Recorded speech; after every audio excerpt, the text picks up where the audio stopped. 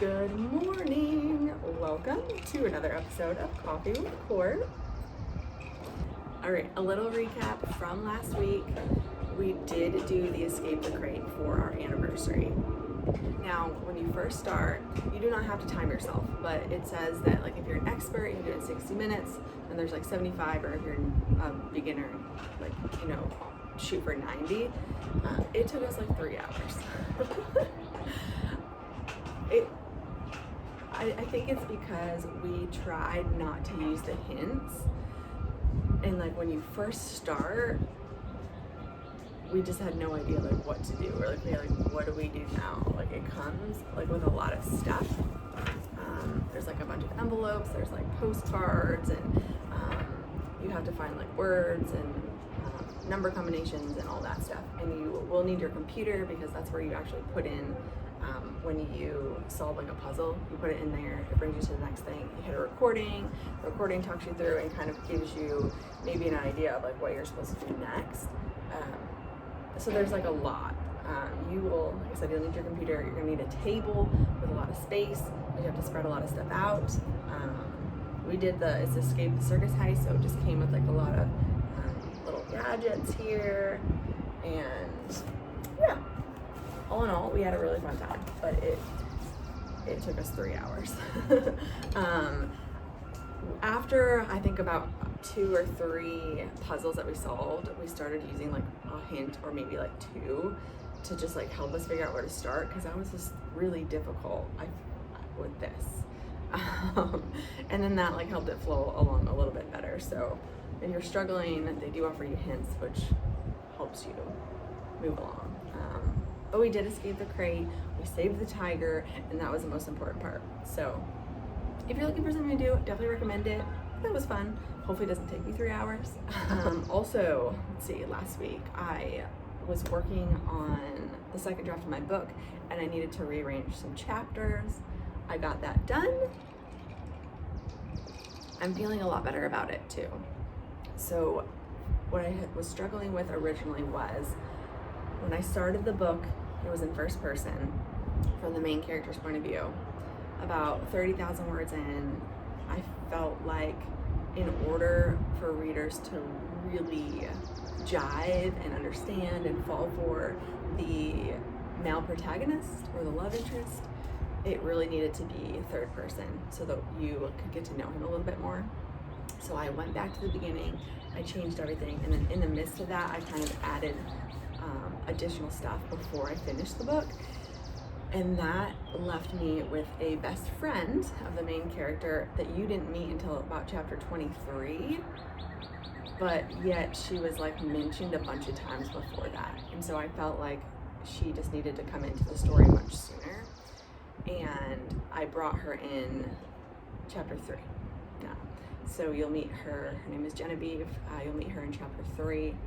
And I think not only like do I feel better about that, but also chapter 3 was kind of a boring chapter. It was almost kind of like filler for like chapter 4 and like when everything kind of really starts. So I feel like meeting Genevieve in chapter 3 and the scene that happens in chapter 3 livens the story up a little bit as well, which leads me to what we're going to be talking about today. It kind of stinks that I decided to like rearrange so late in the game, because I had gotten to about chapter 20 with my second draft editing, and so I started querying literary agents with the chapter 3 I originally had, which was just, it wasn't boring, it just wasn't like all that exciting. So now I feel a little bit more confident about it, and you can't really like resubmit a query. So I think I'm gonna spend the next few days trying to find some more agents now that I feel a little bit more confident about where the book is, and submit to them as well. If you have absolutely no idea what I'm talking about as far as querying literary agents, basically what I'm trying to do is get the story itself picked up by a literary agent so that then they can shop it around to publishers, so that maybe I wouldn't have to self-publish this one. I've gone back and forth because I do really like self-publishing. You kind of make your own timeline, it's like by your own rules. But if you do want to reach like a much bigger audience, traditional publishing is kind of the way to go, and I really like the story. So I'm gonna attempt to try it, and like I said, if it doesn't work, that's okay. Like I'll just like self-publish it. But it's an interesting process, and I'm gonna start with the literary agents and like that process. If you're a writer or actor, or you have any interest in kind of learning like how that world works, my dog is out here, so he might show up. There he is. So if you have any interest in like how that world works, this would be a good time to pause whatever you're doing and take a listen. So literary agents. The main thing with a literary agent is that you are specifically querying someone. You're not just like sending it into a company. You are finding a specific agent within that company that is looking for the type of story that you wrote and trying to convince them that they should not overlook it and that they need to sign you. And I did a lot of research prior to figure out like what your query letter should be like, and basically it's an elevator pitch, right? So you have like 30 seconds, 3 paragraphs, if even. Some of them ask for like 1 sentence to convince them that like they shouldn't pass up this story. And then also in the query letter, you want to make sure that you are customizing it to the person that you're writing to. So it's not just like a generic like copy paste. You want to kind of talk to them about like, hey, this is why I sought you out. This is why I think that you would be a really good fit to represent this story. And then here's what the story is all about. Here is what I'm all about. One of the things that they really want to make sure that you do is like your accolades. So like, have you published books before? Like, do you have a writing degree? You know, what makes you somebody that should be represented by this agency? So I put that together, and then once I did that, did a little research to gather a list of agents that I felt would be best for this book. Now, prior to this novel, I have published a women's fiction novel and then 3 contemporary romance novels. So this one specifically is a romantic comedy, which is a little bit different. So I wanted to make sure that I found people that specifically represented something like that. And I gathered my list in a couple different ways. The first one was I simply searched on the internet for romance talent agents, and I gathered a list, and then I went onto the website and I looked at every specific agent and tried to find one that I felt would specifically fit what I was trying to pitch them. Now, when you're querying an agent, you want to make sure that you read all the submission guidelines to a T, because every agent, every company, it's different. They either want you to just submit your query letter and absolutely nothing else, and then if they're interested, they will say, hey, go ahead, send me either your whole manuscript or the first 3 chapters, or however they want to do it. Other ones, they will ask for the first 3 chapters, the first 10 pages, the first 25 pages. So you want to make sure that when you actually have your list, that before you send anything, that you go to their submission section and you look at what they're asking for. Now, some of them it's just an email, and then 99% of the time they do not want any attachments in an email. So you are copying your first 3 chapters or 10 pages, whatever, and you're pasting it in the body of the email. A lot of them I've noticed now use like a query submission form where it's literally a link. And the nice thing about that is that once you actually submit it, you can go and look at the status of it. So they give you kind of like a link afterwards, and you can click on that and they'll say like, you know, it hasn't been read yet or anything like that. So you can kind of go back and like see the status of it, which is really nice. So once I query somebody, obviously like have a spreadsheet so that you make sure that you don't query a different agent within that agency, because told you my dog's out here. You don't want to query more than one agent in an agency. They do not like that. So you want to make sure that you make a list on like what agency, what agent that you reached out to, and then some of them, if they say like no, you can actually go back and you can submit to someone else if you feel that there's someone that might be a good fit for you. But so make sure that you keep track of it. So you're like have a spreadsheet with the agent, the agency, if they answered you when you queried, and then you can also take that link from the submission form and put it in there so that you can just check the status continuously. The balcony is my dog's favorite place to be, so that's why I thought I'd let him out here while I was filming today.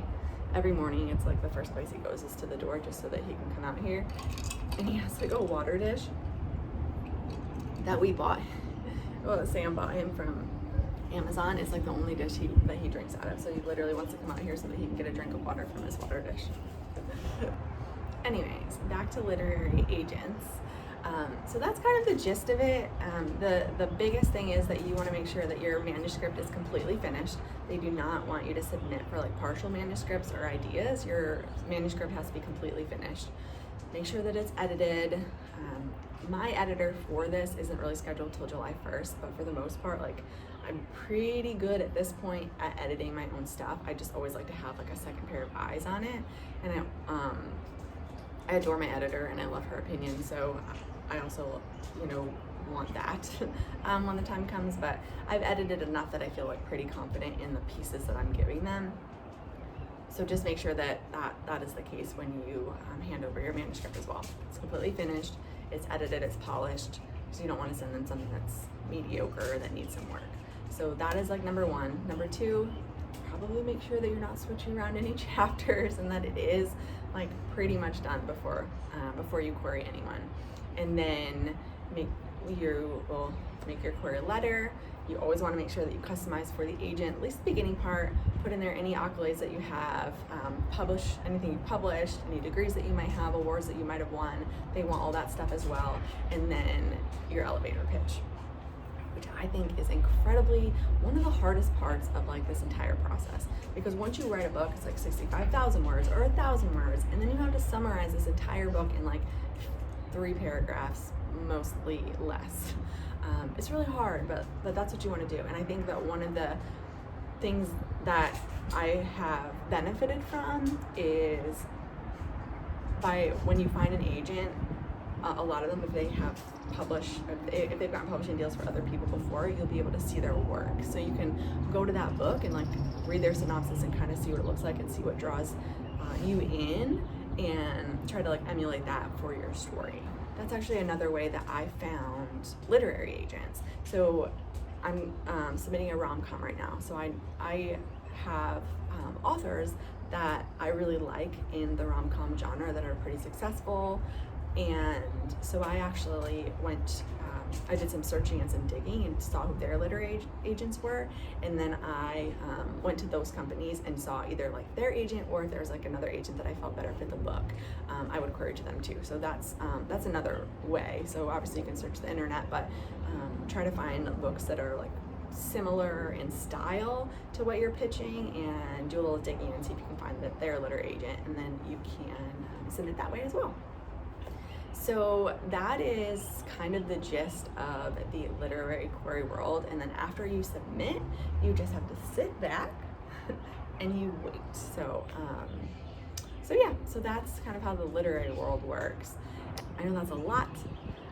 There's so much like in both worlds, and so I do want to try and like break certain things down and make these Coffee with Quartz like a little bit of everything. So we're going to talk about how I find agencies that I want to be signed to. We're going to talk about how to find casting calls. We're going to talk about your acting reel. There's going to be a lot of stuff to go on here week after week, because that's what I'm here for. And I'm not an expert by any means. Like, I am on this journey with you.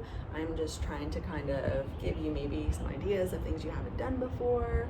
Again, please, if there's anything that you want Coffee with Court to talk about, leave it in the comments. If there's anything that I mentioned here that you're like, please elaborate on, or please make sure you do next week, comment below. That way I can make sure that I'm putting out the most valuable information for you in a timely manner. Also, make sure that you subscribe to this channel so that you don't miss out on all the fun and all the valuable information that we are going to be talking here on Coffee with Court every Monday. I hope everyone has a wonderful day and you enjoy yourself a great cup of coffee, and I will see you next week. Bye guys.